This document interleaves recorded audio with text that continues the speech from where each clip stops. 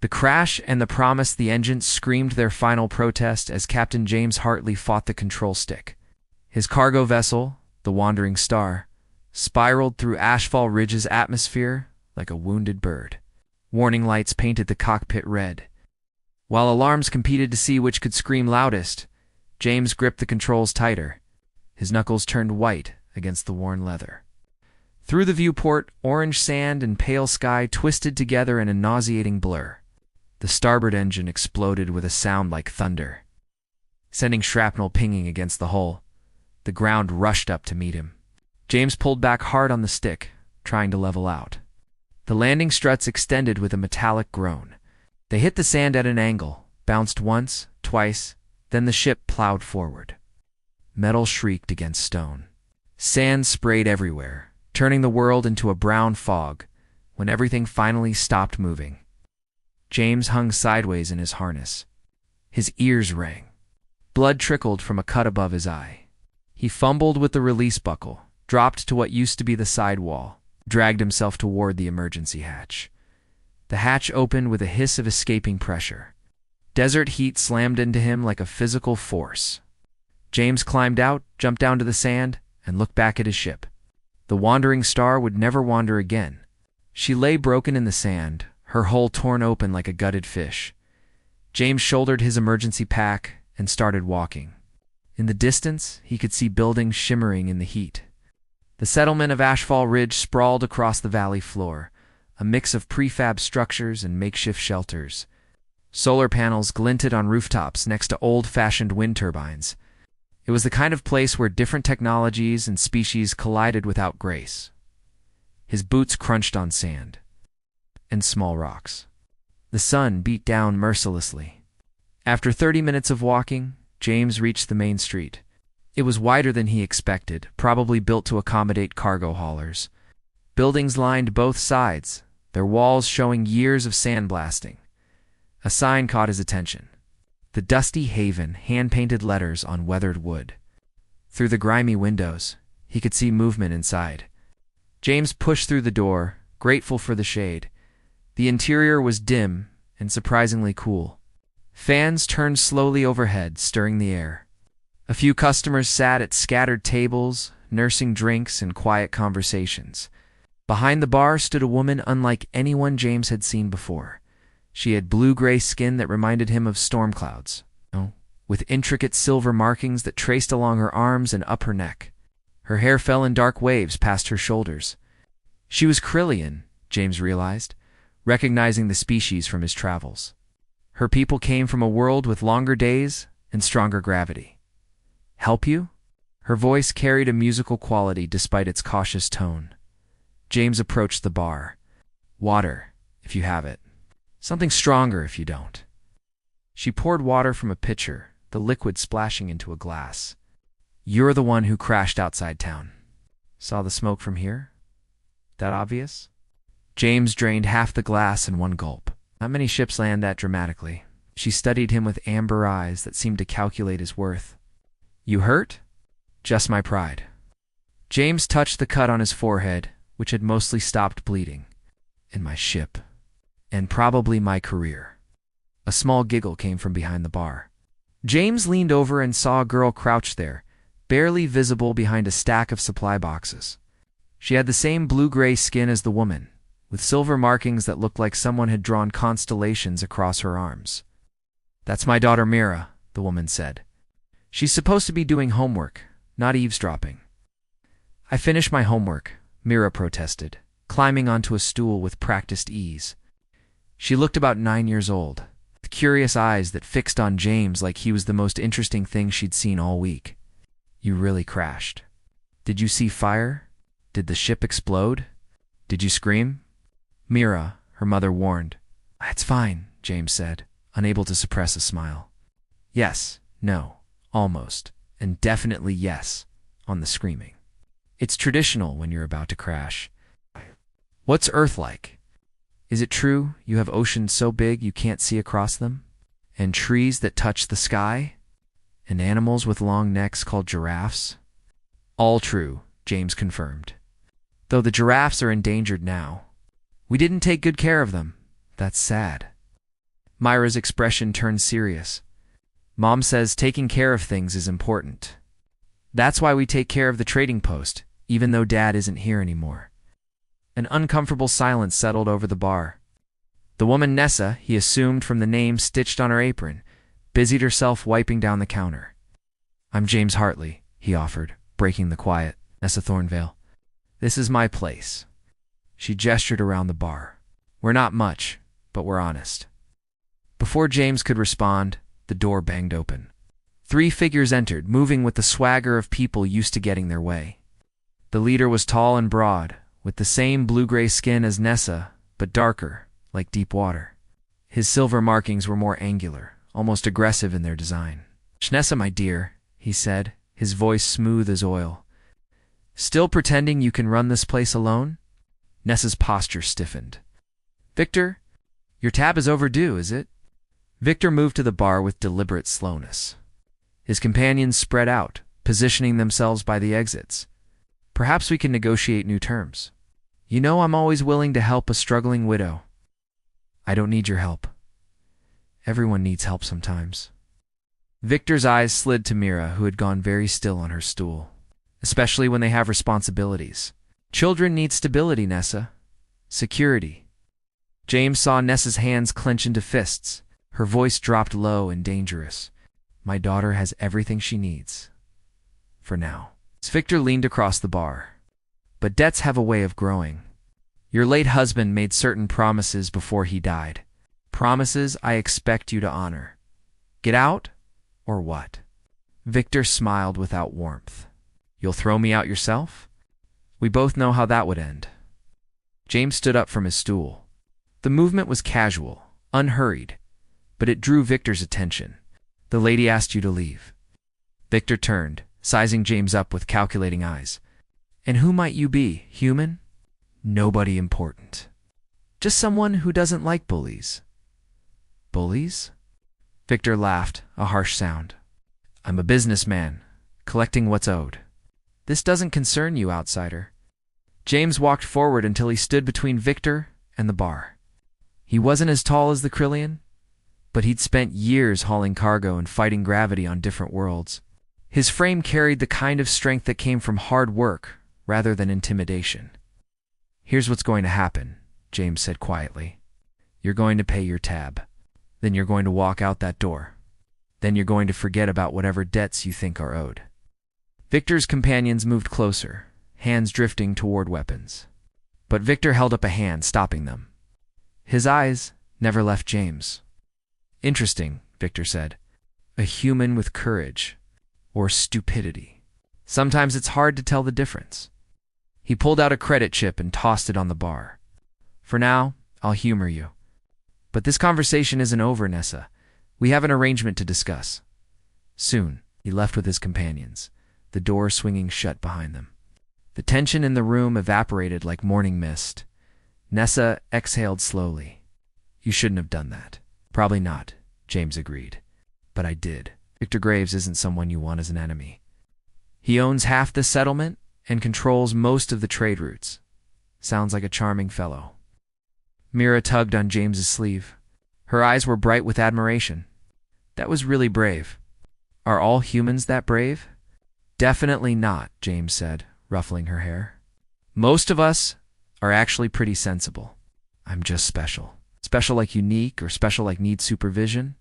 Nessa asked, but there was the ghost of a smile on her lips. "Both, usually." James finished his water. "Is there a mechanic in town? Someone who works on Earth ships.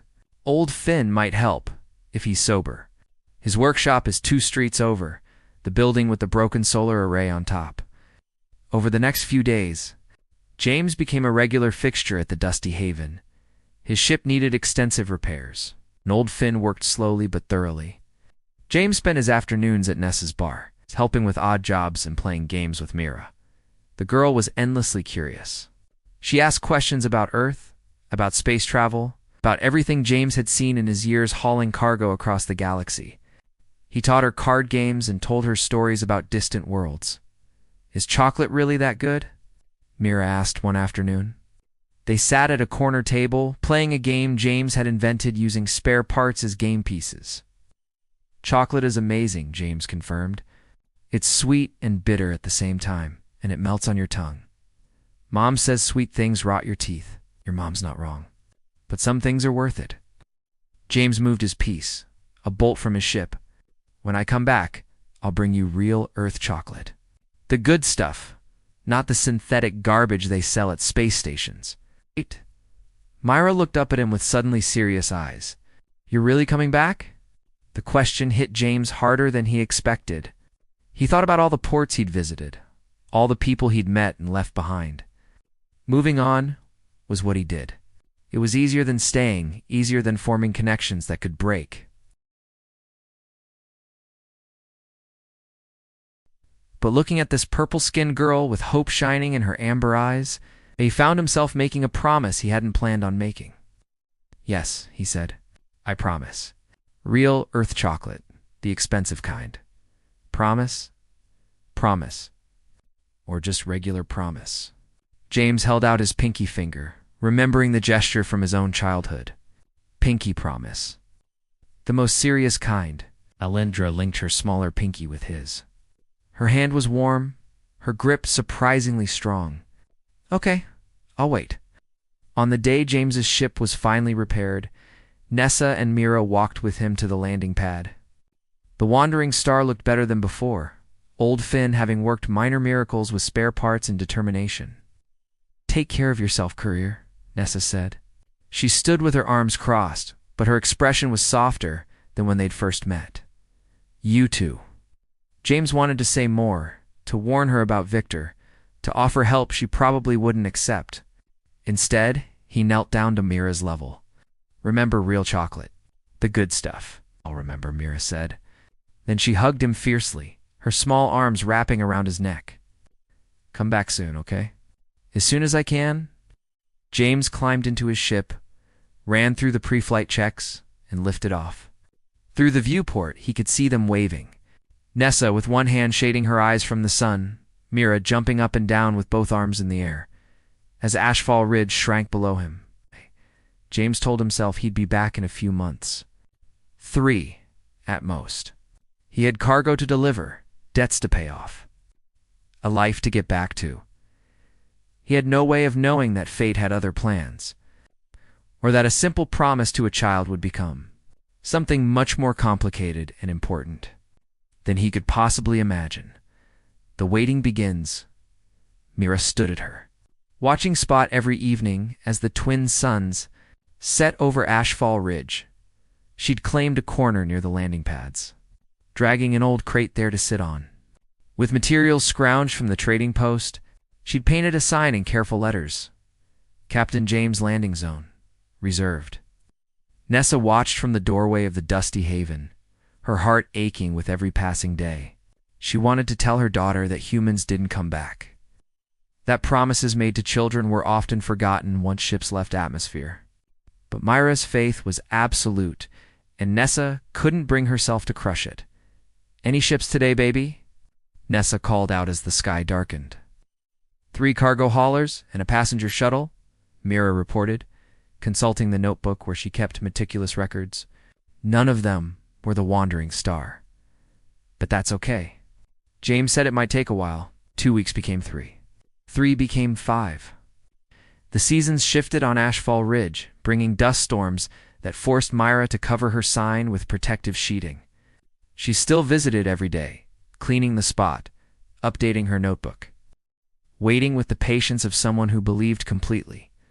Other children thought she was strange. They teased her about the human who would never return, about wasting time waiting for empty promises. Mira ignored them. She knew James would come back. He'd made a pinky promise. Meanwhile, thousands of light years away, James faced his own trials. The cargo delivery to Titan Station should have been routine. He'd made the run dozens of times, knew the procedures, had all his documentation in order, but the new Port Authority had different ideas. Irregular manifests, the official said, not looking up from his screen. His tentacles tapped rhythmically against the desk in a pattern that suggested boredom rather than actual concern. "The manifests are identical to my last 5 runs," James protested. Same cargo, same routes, same everything. New regulations. New requirements. The official's third eye finally focused on James. Your ship will be impounded pending full inspection. Standard procedure. How long? 2 weeks. Maybe 3. Depends on how backed up the inspectors are. James clenched his jaw. I have other deliveries scheduled. It's not my problem, human. You can file a complaint through the proper channels. Proper channels led nowhere. James filled out forms that disappeared into bureaucratic black holes. He checked on his ship daily, only to be told the inspection hadn't started yet. Days crawled by like wounded animals. When his ship was finally released after 27 days, James gunned the engines harder than safety protocols recommended. He had time to make up promises to keep. The wandering star responded, her repaired engines humming with renewed power. Then the pirates struck. They came out of nowhere near the Kepler belt. 3 small fighters moving with the coordination of a pack hunting prey. James tried to outrun them, but they'd chosen their ambush point well. His ship was fast, but not fast enough. Surrender your cargo and we let you live, a voice crackled over the com. James considered fighting. He had a pulse cannon, barely legal and poorly maintained. Against 3 fighters, he'd last maybe 30 seconds.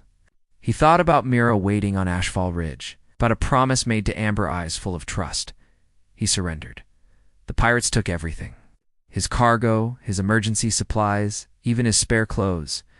They left him with enough fuel to reach the nearest station, and a warning not to report the incident unless he wanted to lose more than cargo. James reached Ganymede Station running on fumes and fury.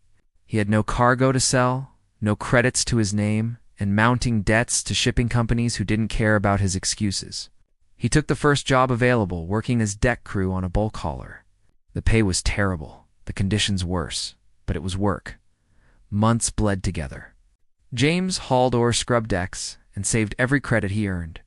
At night, lying in his cramped bunk, he thought about purple skin and silver markings, about a girl who believed in promises. Back on Ashfall Ridge, Victor Graves made his move. It started subtly. Shipments to the dusty haven arrived late or not at all. Suppliers suddenly demanded payment up front. Small incidents that could be dismissed as bad luck, except they kept happening with suspicious regularity. Nessa fought back the only way she knew how. She stretched supplies, negotiated harder terms, worked longer hours. But the debt her late husband had left behind grew like a tumor. Fed by Victor's manipulation of prices and markets. On a particularly difficult evening, Victor visited the trading post again. This time, he came alone and left his usual swagger at the door. He looked almost reasonable, almost kind. I don't want to do this, Nessa, he said, spreading his hands in a gesture of false sympathy. But your husband's debts have come due. The mining consortium wants payment, and I've held them off as long as I can. My husband paid his debts, Nessa said coldly. Not all of them. There were investment losses, equipment purchases made on credit. The paperwork is all here. He slid a data pad across the bar. Legal and binding. Nessa scanned the documents, her heart sinking. The amounts were staggering, far more than the trading post could ever generate. This is impossible, or Victor continued, his voice dropping to something almost gentle. There's another way. Marry me. Your debts become mine. Mira gets a father figure. You get security. I don't love you. Love. Victor laughed without humor. This is the frontier, Nessa. Love is a luxury. Survival is what matters. Get out. You have 1 year to decide. 12 months to either pay the debt in full or accept my proposal. After that, the consortium will take your trading post, your home, everything. Think about what's best for Mira. After he left, Nessa sat in the empty bar and allowed herself to cry. Not for herself, but for her daughter, who still waited faithfully for a human who probably wouldn't return.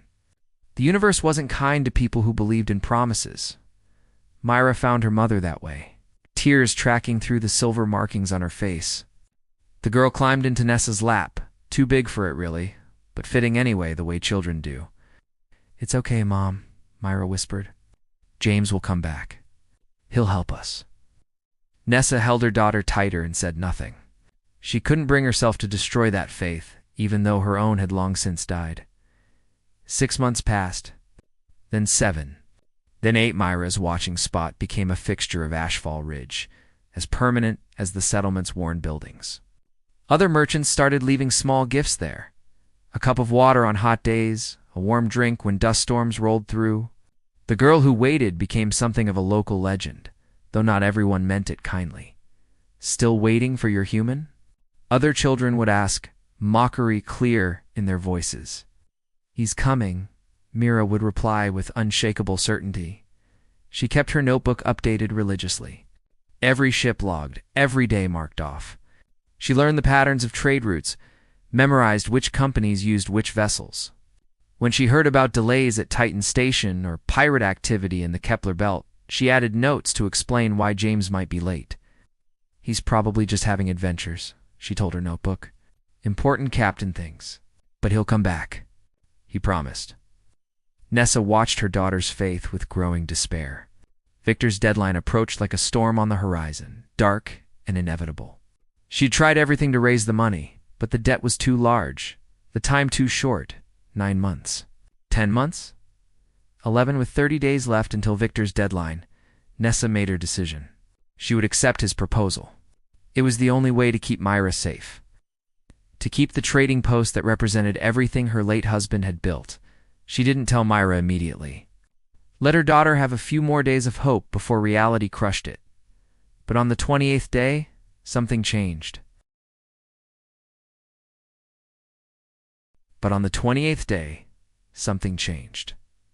James's ship, battered and barely holding together, limped into the Sirius sector. He'd been hijacked again, this time by a group calling themselves the Red Star Collective. They'd held him for 3 weeks before he managed to escape. Stealing one of their shuttles in the process, the shuttle was falling apart. Warning lights covered every surface of the control panel. James nursed it forward anyway, coaxing speed from engines that should have quit days ago. Come on, he muttered to the dying shuttle. Just a little further. We're so close. He thought about Myra's face, about the promise he'd made. 11 months had passed. Almost a year since he'd left HFY Ridge. Would she still be waiting? Would she still believe? The shuttle's engines gave a final sputter and died completely. James drifted in space, so close to his destination but unable to reach it. His comm system was damaged, his emergency beacon offline. He was invisible, untraceable, forgotten in the darkness of the shuttle. James pressed his forehead against the cold viewport and made a new promise to himself. If he somehow survived this, if fate gave him one more chance, he would move heaven and earth to keep his word. On HFY Ridge. Myra sat at her watching spot as the twin suns set. Tomorrow was Victor's deadline. Tomorrow, her mother would have to decide. But tonight she still believed. Tonight she still waited. Please, James, she whispered to the darkening sky. Please remember. Stars offered no answer, just their cold and distant light. Darkness falls. The wedding preparations began with cruel efficiency. Victor's people transformed the dusty haven's common room into something grotesque. A celebration built on threats and broken dreams. White fabric draped across walls that had seen better days. Holographic flowers flickered in corners. Their artificial beauty unable to mask the ugliness underneath, Mira refused to participate. She sat at her watching spot even as workers bustled past, setting up chairs and testing sound equipment. Her notebook lay open on her lap, but she hadn't written in it for days. The pages were filled now. Every line accounted for. Every day marked with hope that felt increasingly foolish. The human's not coming, little one of Victor's workers said, not unkindly. Best accept it now. Mira didn't respond. She'd stopped responding to comments like that weeks ago. Words couldn't change what she knew in her heart. Even as doubt crept in like smoke through cracks. Inside the trading post, Nessa stood before a mirror, looking at the dress Victor had sent. It was beautiful in an objective way, silver fabric that complemented her skin tone perfectly. Someone had taken careful measurements. Someone had been watching. You don't have to do this, old Finn said from the doorway. The mechanic had become an unlikely confidant over the past months, one of the few people who understood Nessa's impossible situation. What choice do I have? Nessa's reflection stared back with hollow eyes. If I refuse, Victor takes everything. The trading post, the building, even Mira's future. At least this way, she stays safe. Does she, though? I've heard talk, Nessa, Victor's people get careless when they drink. After the wedding, after a proper waiting period, there might be an unfortunate accident. A widow's worth more than a wife when it comes to inheritance. Nessa's hands clenched the fabric. He wouldn't. Wouldn't he? Finn's weathered face showed concern that went beyond friendship. You're an obstacle to full ownership. Myra's even more so, being your husband's legitimate heir. Think about it. Words planted seeds of terror that grew fast. Nessa had been so focused on the immediate threat, she hadn't considered what came after. Victor wasn't the type to share power permanently. He collected things, used them, then discarded them when they lost value. That night, Nessa made a decision that surprised her. She'd been raised in nobility before running away to the frontier. She still had skills most traders didn't, including lockpicking and system sabotage. If Victor thought she'd go meekly into this marriage, he'd underestimated her. Small acts of resistance began. Shipments meant for Victor's warehouses developed mysterious routing errors. Security systems glitched at inconvenient moments. Nothing traceable, nothing that could be proven, but enough to cost him money and reputation. Victor noticed. His visits became more frequent, his demeanor shifting from false charm to barely concealed threats. "You're making this harder than it needs to be," he said one evening, cornering Nessa in the trading post storage room. His bulk blocked the exit, his presence oppressive in the confined space. "I've been patient, but my patience has limits." "Then withdraw your proposal," Nessa said, keeping her voice steady despite her racing heart. "Find someone who actually wants to marry you." "But I want you." His hand reached out, fingers tracing along her jaw. Nessa jerked back, and his expression darkened. "Don't test me, Nessa. You're valuable to me intact, but value can be recalculated." He left her there, shaking with anger and fear. That night, Nessa held Mira close and told her daughter things might get worse before they got better. "James will fix it," Mira said with the absolute certainty of a child. "When he comes back, he'll make everything okay." Nessa didn't have the heart to tell her that heroes only existed in stories. Meanwhile, across the vast emptiness of space, James's luck finally changed. A salvage crew discovered his drifting shuttle purely by accident. They were mapping debris fields when their sensors picked up his faint life signs. "You're one lucky human," the crew captain said, a Zephyrian woman whose scales shifted colors with her emotions. "Another day, and your oxygen would have run out." "How far to Ashfall Ridge?" James asked immediately, his voice hoarse from days without water. "Ashfall Ridge? That backwater mining settlement? What's there worth dying over?" "A promise," James said. "How far?" The captain studied him with multifaceted eyes that missed nothing. 6 weeks at standard cruise. "For if we push the engines and skip our other stops, push the engines. I'll pay whatever you want. You don't look like you have much to pay with." James laughed bitterly. "I don't, but I'm good with ships, good with repairs. I'll work off the debt." The captain considered this. "You're serious about this promise, more serious than anything in my life." Something in James's expression must have convinced her. "For weeks, then. But you'll work every hour we're not in jump space, and you'll owe me 6 months of labor after we arrive." Done. James worked like a man possessed. He repaired systems, cleaned coolant lines, serviced engines that hadn't been properly maintained in years. The crew initially resented him, seeing him as just another desperate human taking jobs from locals. But his skill won them over gradually, and his story spread through the small ship like wildfire. "The human who made a promise to a child," they called him. Some said it with respect, others with pity for someone clearly delusional. But they all helped in small ways, teaching him shortcuts, sharing knowledge that made repairs faster. 3 weeks into the journey, the ship's comm system picked up a distress signal from a damaged freighter. The captain wanted to ignore it, but her conscience and salvage laws wouldn't allow it. The rescue operation took 5 days, 5 days of backtracking, of careful maneuvering, of waiting while the freighter's crew was transferred. James worked frantically through all of it, knowing every hour delayed him was another hour Mira waited. "I'm sorry," the captain said, "but we couldn't leave them." "I know," James said. "Doesn't make it easier."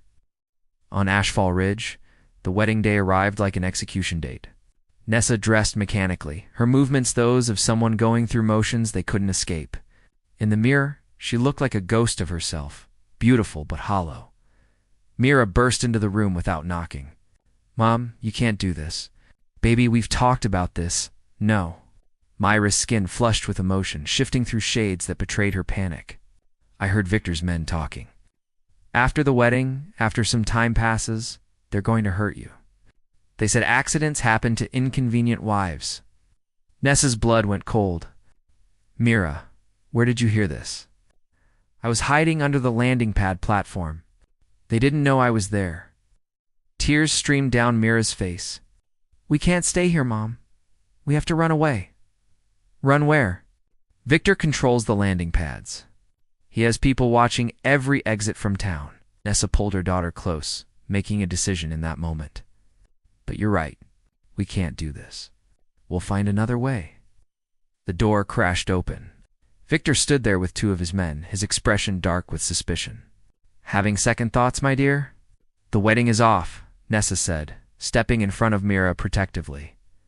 Victor's laugh was cold. "I'm afraid it's too late for that. The contracts are signed. The guests are arriving. You will marry me today, or I'll take everything anyway and throw you both out with nothing but the clothes on your backs. Can't force me to say vows, can't I?" Victor gestured to his men. "Bring the child." They moved forward, and Nessa realized with horror what he intended. "Don't touch her. Then cooperate. Say your vows, play the happy bride, and Mira stays safe. Refuse, and I'll have her shipped off-world tonight. There are many places that buy children, no questions asked." Nessa felt her world crumbling. Every choice led to destruction. Every path ended in loss. She looked at Mira's terrified face and knew she had no options left. "I'll do it," she whispered. "Just don't hurt her." Victor's smile was triumphant. "I knew you'd see reason. The ceremony starts in 1 hour. My men will escort you both to ensure there are no more unfortunate delays." They were locked in separate rooms, Nessa in her wedding dress and Mira in a guest chamber with a guard outside. The trading post filled with people who'd come to witness Victor's victory. Some were genuinely happy for him. Others came out of fear or obligation. None came for Nessa. In her room, Mira pressed her face against the small window. From there, she could just barely see her watching Spot, the sign she'd maintained for almost a year. The twin suns were setting, painting the sky in shades of orange and purple. "Please, James," she whispered one last time. "Please prove everyone wrong." The sky remained empty. No ships appeared. No miracles manifested. Just the relentless progression of time toward a ceremony that would destroy everything. Victor's voice boomed through the building. "Bring out the bride. Let's not keep destiny waiting." Guards escorted Nessa down the stairs. The trading post's common room had been transformed, packed with witnesses. Victor stood at the makeshift altar, triumph written across every line of his face. An officiant waited, a local administrator who owed Victor too many favors to refuse. Myra was brought down next. Held firmly by a guard to ensure she didn't try anything foolish. She struggled anyway, her small strength nothing against his grip. "Mom, don't do this. James will come." "I know he will." "Hush, child," the guard said. "Your mother's doing what's best." The ceremony began. The officiant spoke words that felt like stones weighing down Nessa's chest. She looked at Victor's face, seeing satisfaction and ownership rather than love. This was a business transaction to him, nothing more. Do you, Victor Graves, take this woman as your lawfully bonded partner?" "I do." Victor's voice carried through the room. "And do you, Nessa Thornvale, take this man as your lawfully bonded partner?" Nessa opened her mouth. The words wouldn't come. She looked at Mira, who'd stopped struggling and now stood with tears streaming down her face. Her daughter's faith had been absolute for so long, and Nessa was about to destroy it with two simple words. At. Then the world exploded with sound. A ship's engines roared overhead, close enough to rattle the building's foundations. The holographic flowers flickered and died. Glasses fell from tables. People screamed and ducked, thinking they were under attack. Through the window, Mira saw it. The wandering star, flying lower than any ship should, engines screaming as it pulled up at the last second. The ship circled once, twice, then landed hard on the street outside with a sound like thunder. James. Mira's scream cut through the chaos. She broke free from the distracted guard and ran for the door. "Stop her!" Victor shouted, but the room was in too much disarray. The trading post door burst open. James stood there, covered in engine grease and dried blood, looking like he'd fought his way through hell itself. His eyes found Nessus across the crowded room. "Sorry I'm late," he said. "Had some navigation issues." Mira crashed into him with enough force to nearly knock him over. You came. I knew you would. Everyone said I was stupid, but I knew." James knelt down, meeting her eyes. "Pinky promises are sacred, remember? Now, what's this I hear about a wedding?" Victor had recovered his composure. His men moved to surround James's hands on weapons. "This doesn't concern you, human. The woman accepted my proposal legally. Under duress, I'm guessing." James stood, keeping Mira behind him. "Funny thing about duress. Tends to invalidate contracts. You have no authority here. Maybe not. But I have something better." James pulled out a data chip. "While I was stuck at various stations, I had time to do research. Turns out Victor Graves has quite the criminal record across 3 sectors. Extortion, fraud, trafficking, all very thoroughly documented." Victor's skin darkened with rage. "Those files are sealed." They were. "Then I met some very helpful people who believe in helping keep promises. Funny how much people will assist once they hear the story." James held up the chip. "This gets transmitted to sector authorities in 5 minutes unless you leave. Now, forever. You're bluffing." James smiled without humor. "Try me. I've crossed half the galaxy, survived pirates twice, nearly died in space, and worked myself half to death. All to keep a promise to a 9-year-old girl. Do I look like someone who bluffs?" The room held its breath. Victor's men looked uncertain, weapons half drawn but not committed. Victor himself seemed to shrink, calculation replacing bravado. "This isn't over," Victor said finally. "Yes," James replied quietly. "It is." Victor left with his men, their departure swift and final.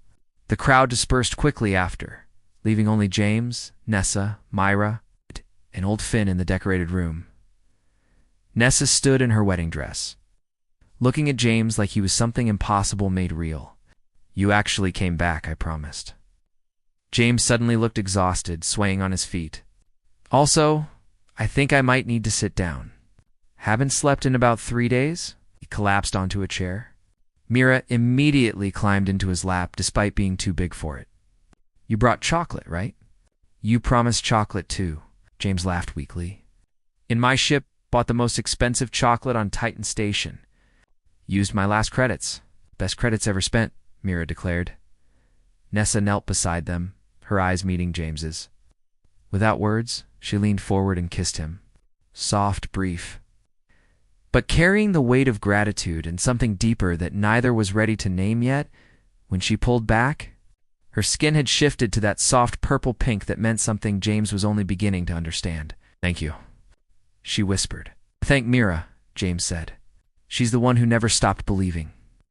Outside, through the window, the sign still stood at Myra's watching spot, faded but unbroken.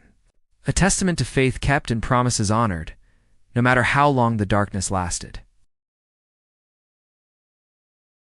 The race against time. James woke on a cot in the back room of the dusty haven, his body screaming protest at every movement. Sunlight streamed through gaps in the curtains, painting stripes across the floor.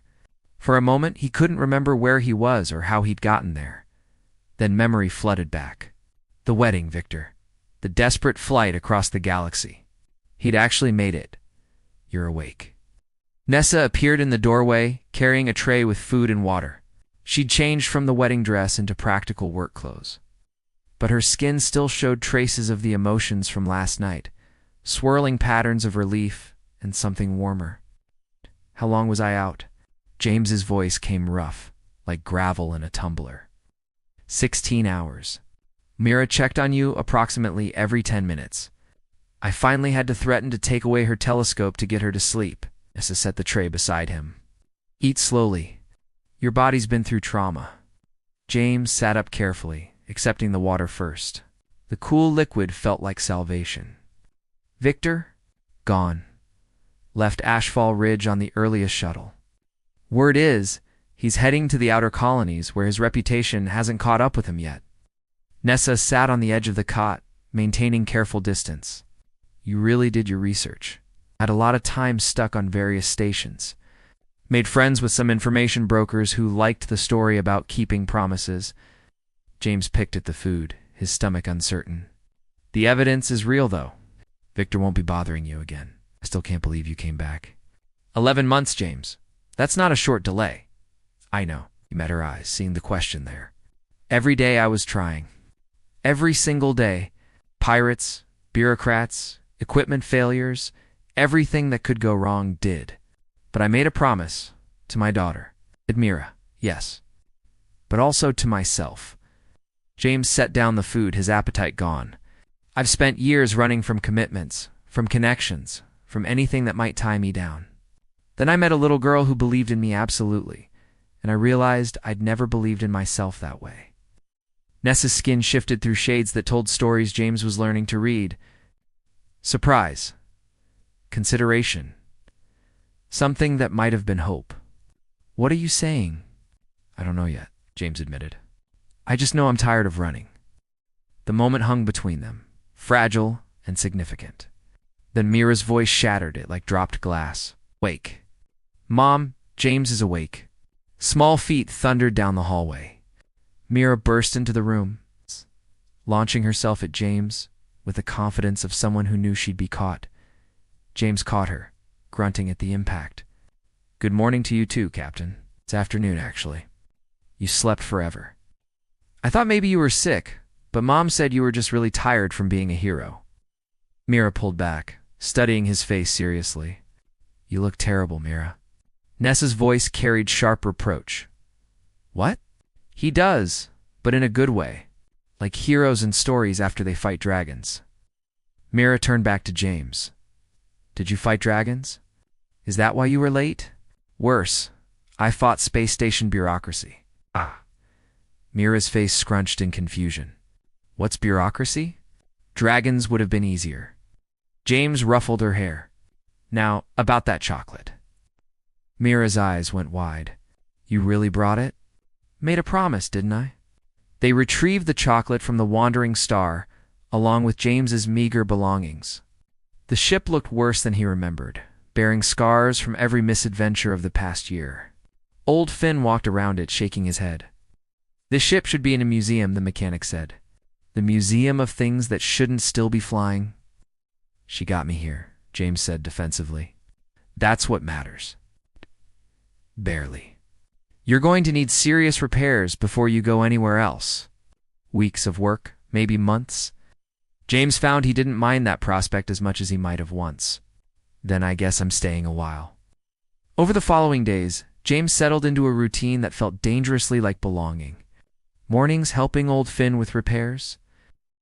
Afternoons at the Dusty Haven helping Nessa with the trading post. Evenings playing games with Mira while the twin suns set. The chocolate had been a massive success. Myra had made it last 3 days, savoring small pieces while describing the taste in elaborate detail to anyone who'd listen. Other children started visiting the Dusty Haven, curious about the human who'd kept his promise. James found himself teaching them Earth games, telling stories, becoming an accidental fixture of the community. But peaceful moments couldn't last forever on the frontier. 2 weeks after Victor's departure, strangers arrived in Ashfall Ridge. They wore suits to clean for a mining settlement, and carried themselves with the authority of people used to compliance. Legal representatives, they called themselves.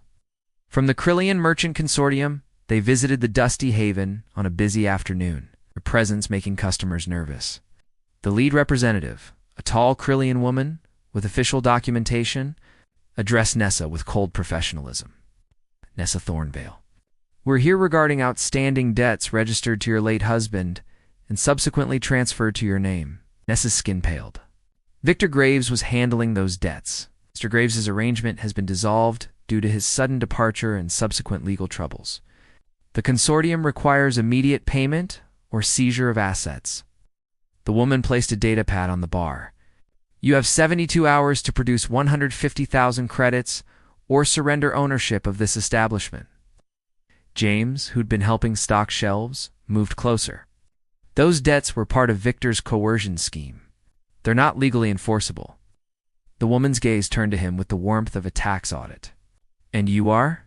Someone who doesn't like bullies hiding behind paperwork. The debts are legitimate, properly documented, and backed by consortium authority. Whether they were used for coercion is irrelevant to their legal standing. She turned back to Nessa. 72 hours, Miss Thornvale. After they left, Nessa collapsed onto a chair. 150,000 credits. I don't have a tenth of that. There has to be a way to fight this, James said. There isn't. The consortium has legal authority across 3 sectors. Even if I could prove coercion, which I can't, the appeals process takes years. They'll seize the trading post long before any ruling comes through. Mira, who'd been listening from behind the bar, emerged with determined expression. Then we'll get the money, baby. That's impossible. It's possible is just something people say when they give up too early. Mira looked at James. Right. James wanted to agree, but he'd seen enough of the galaxy to know some fights couldn't be won. Sometimes impossible is just impossible, Captain. That night, James lay on his cot staring at the ceiling. The wandering star needed repairs he couldn't afford. Nessa faced debts she couldn't pay.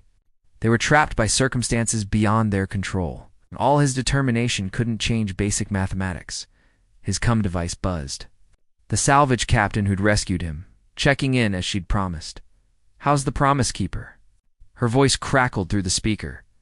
James explained the situation, expecting sympathy at best. Instead, she laughed. You're telling me you crossed half the galaxy to keep a promise, and now you're giving up because of money? It's not just money. It's impossible money. Everything's impossible until someone does it. Listen, I've been thinking about your story.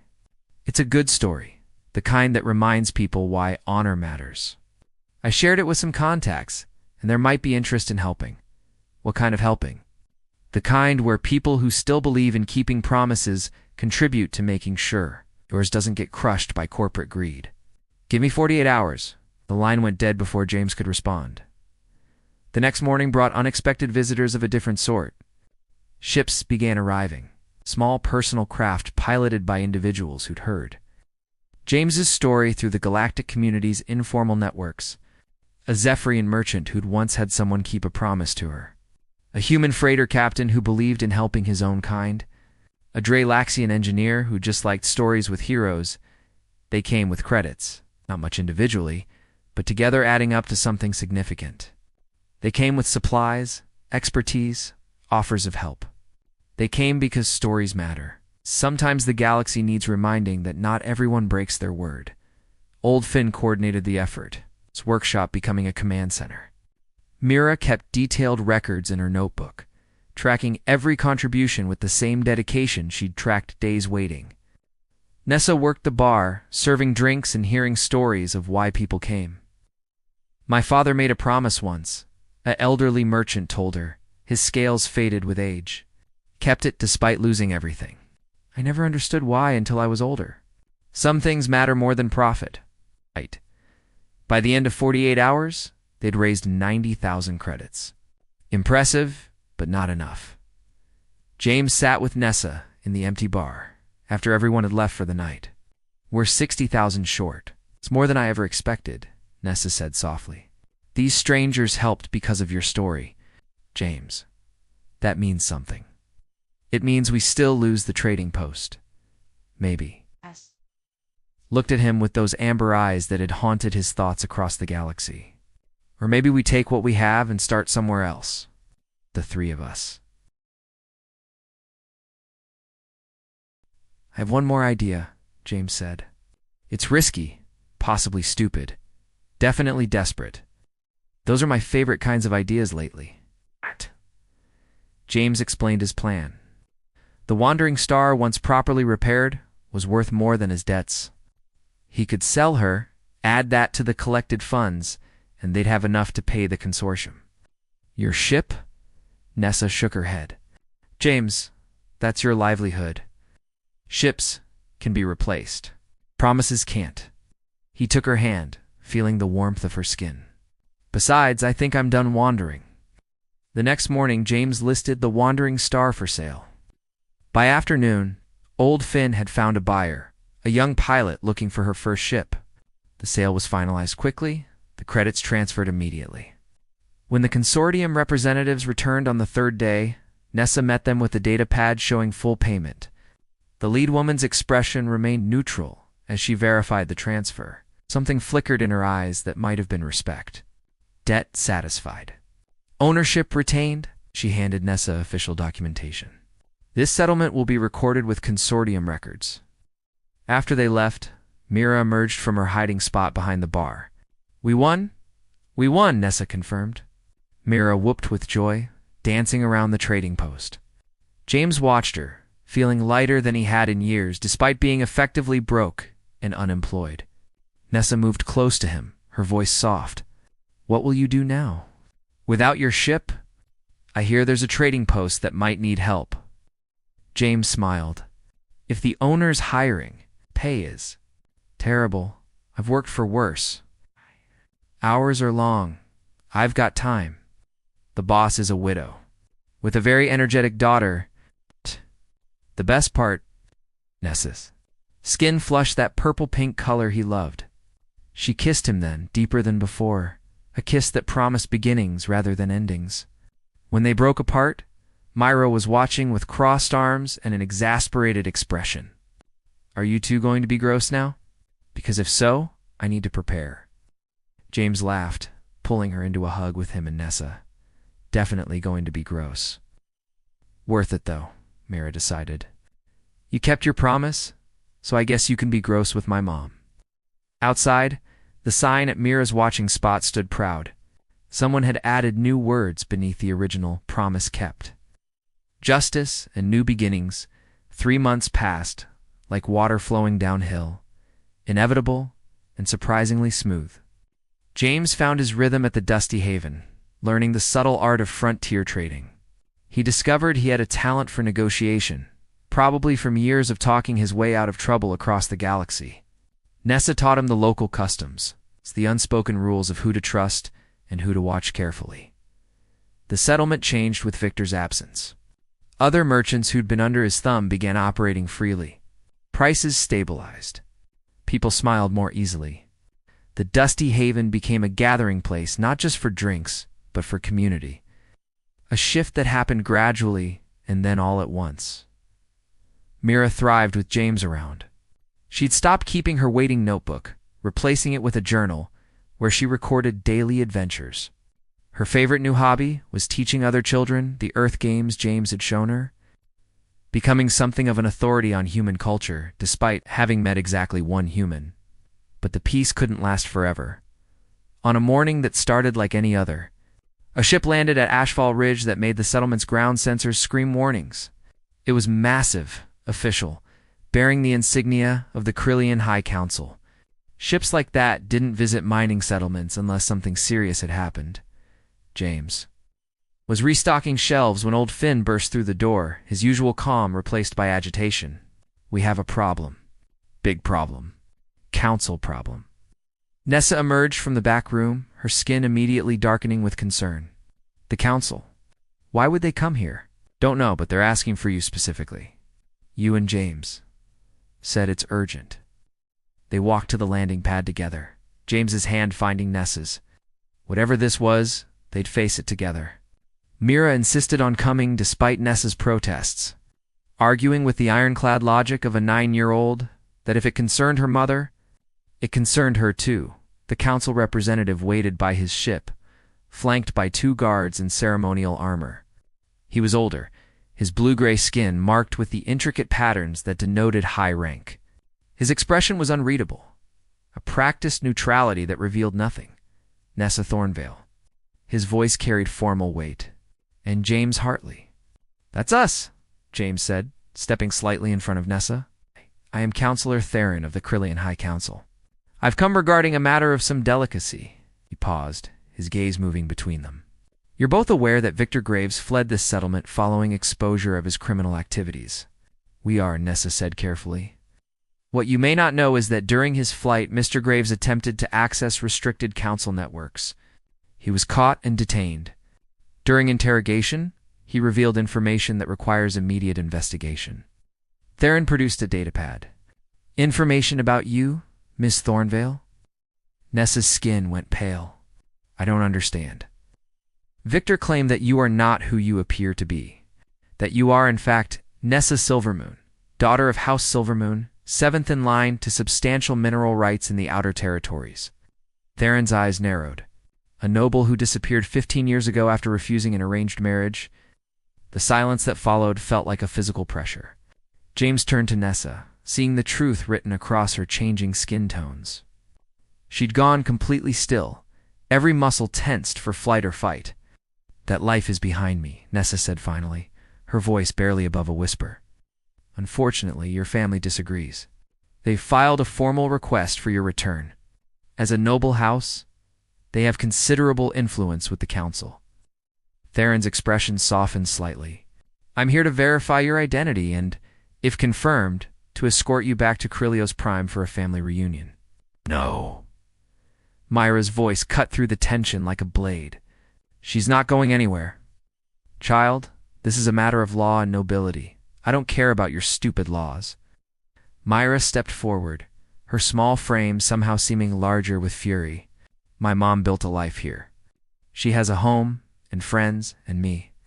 You can't just take her, because some family she left decided they want her back."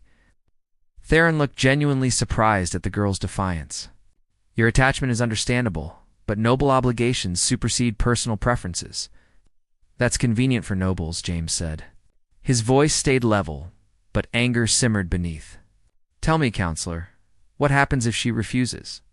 "Then I am authorized to take her by force.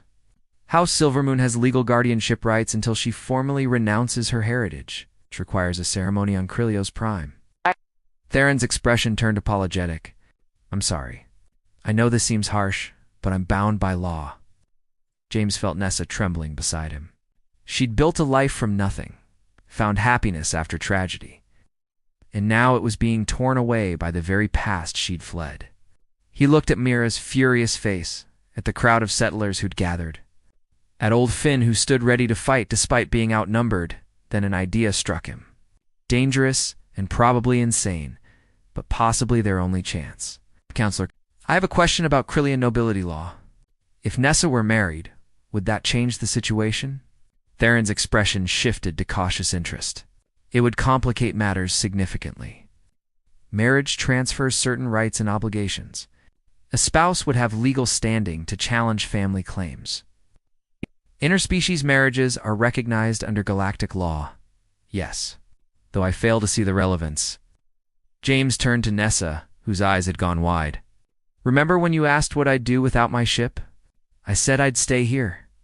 Work at the trading post. Be gross with you, according to Mira." "James, what are you doing? Something I should have done sooner."